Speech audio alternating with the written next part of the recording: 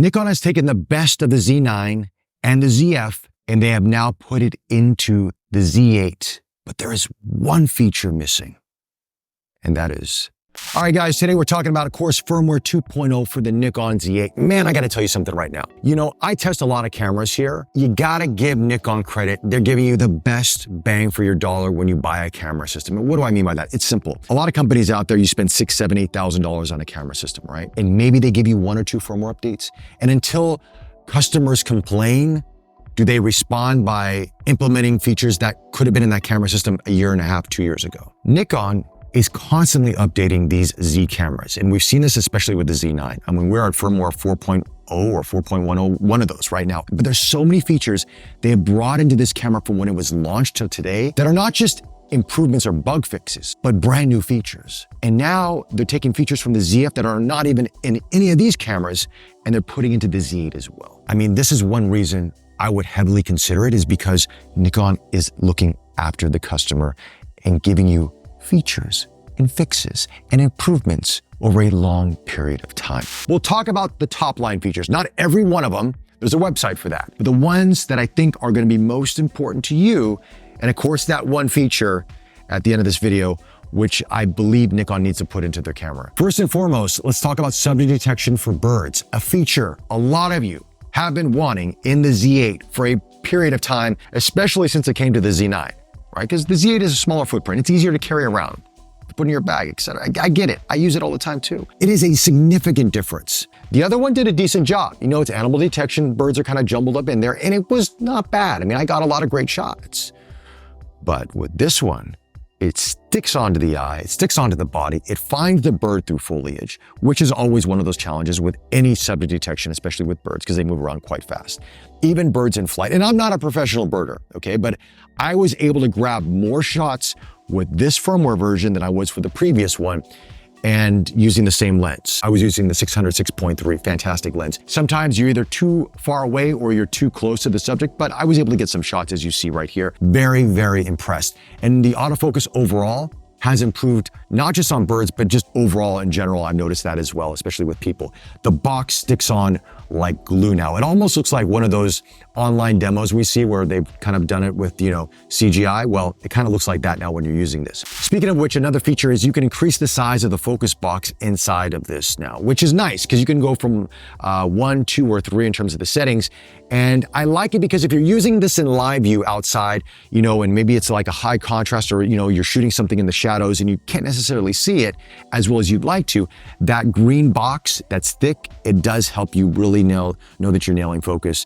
And visually, it just looks a lot better as well, in my personal opinion. So I keep it on to 3 or 2 for the most part. Next, we've got Cycle AF area mode on customizable button function 1 or function 2.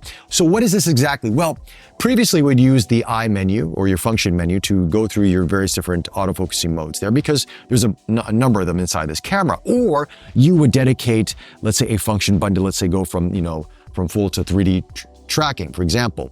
Now I can use one of these function buttons and I can just cycle through as I'm looking through the viewfinder. And I can choose which focusing modes I want to cycle through. So if I'm doing wildlife and I know I'm going to be using 2 or 3, you know, off and on, I don't have to go back into the function menu, select, go back out. I can just cycle, and shoot. And it makes it a lot easier. These small things, maybe to some, they're not a big deal, but to others, they are a huge, huge improvement. And the whole usability factor just goes up by 10 with this. Next, we've got half press to cancel zoom while on manual focus mode. Okay, this is interesting because I use this a lot when I'm doing my B-roll shots here in the studio. I primarily use the Z8 to film a lot of that. And especially if you're trying to capture a very specific detail on a camera or a lens or a product, you want to make sure that you're in focus. Now, previously I would have magnify in, then I have to magnify out. So with this in manual mode, I don't have to do that. I can just press a little bit of the shutter release and it'll pop out to full frame. However, with that said, I do hope that Nikon does implement this feature throughout the entire focusing modes that they have inside the camera, because the thing about Nikon, as we know, is that once you turn the focusing ring, it goes to manual focus mode, but yet the camera is still an AFS, AFC, or AFF for that matter. So it'd be nice if they just put this in all of it, because it just makes it easier. And other camera systems do this as well. So hopefully they put that in. Next, we've got pixel shift shooting. 16 or 32 shots. We saw this in the ZF. It is now in the Z8 as well. It gives you about 180 megapixels. I tried it. It does work well, but it does not stack the photos for you. At least I couldn't find it to stack it for myself. So I had to do that in another software. So it does make it a little bit more tedious in that respect. But I mean, if you know how to stack, you know how to stack, and it will work great. We've got some new picture controls inside of the Z8 now that are coming from the ZF. So we've got flat monochrome, deep tone monochrome, and rich tone portrait. And the rich tone portrait is really to help in terms of, you know, the colors of people's faces, regardless of skin tone.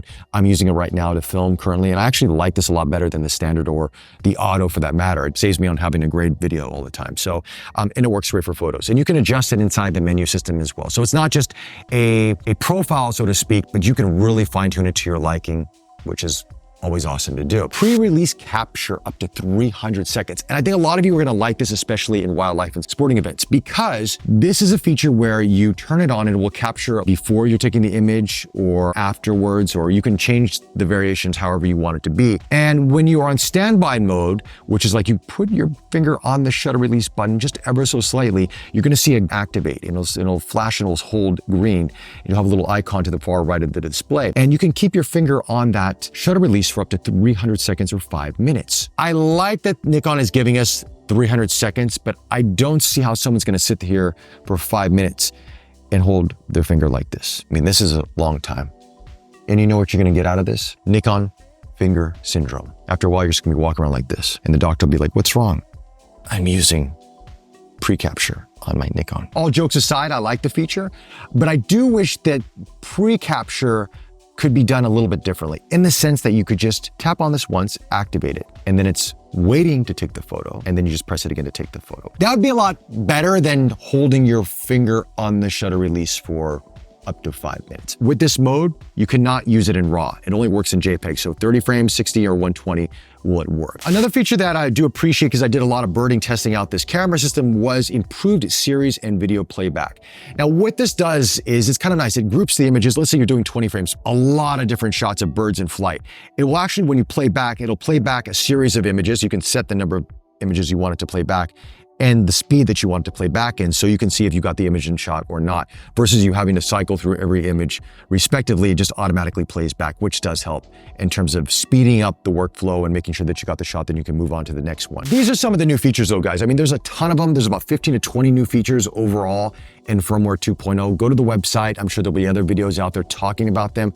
But just again, what Nikon has done with the Z8, they made it the all-star camera. It's the best of the ZF, the best of the Z9, inside a form factor that I think a lot of people are going to appreciate. With all that said, all these new features, all the great firmware updates Nikon has put into their camera systems, and all the settings inside of them, the one feature they need to work on is search.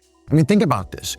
When we want to find out information or find something on our smartphone, we use search. We may not know the exact terminology each company uses, but we know the keywords, or relatively close to the keywords that we need to find the subject or the setting.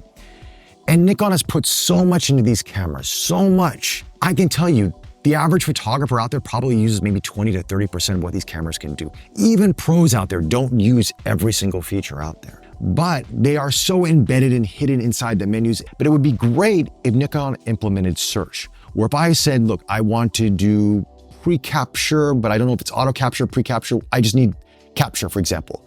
I type in capture on a keyboard because it's touch interface, you can do that, and boom, it pops up auto capture, pre-capture, and it walks you through a little bit of the settings to get you going. That would be awesome. Or photo mode or focusing mode, and I don't know the exact terminology Nikon uses, I could at least put some keywords in and it would give me a list, and I could go, yeah, that's what I'm looking for. Sometimes these settings are in D8, D9, A2s, B4, 6, C7. I mean, I'm like, honestly, it can be really overwhelming for a lot of people out there. Yes, you might know a lot of these menu systems, but even then, you might forget where something's at. So Nikon, if you're watching this video, and hopefully you are, you've done so much. Could you add search to help us out? Anyway, guys, those are my thoughts on firmware 2.0. Let me know your thoughts in the comment section below. If you like this video, hit that like button, subscribe to the channel. More content on the way. Take care and stay safe, and I'll chat to you soon.